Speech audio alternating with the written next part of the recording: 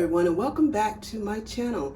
Today I will be showing you guys how I decorated for Falloween.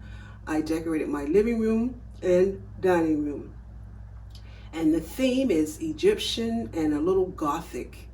And most items that you will see that are new items are items I purchased from Amazon. I purchased shower curtains. I always use shower curtains as wall decor on my walls.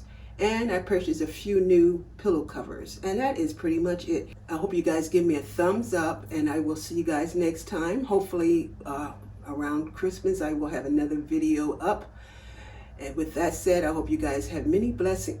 What's that noise? It sounds like someone's trying to open my door with a key. But anyways, thanks for watching and many blessings.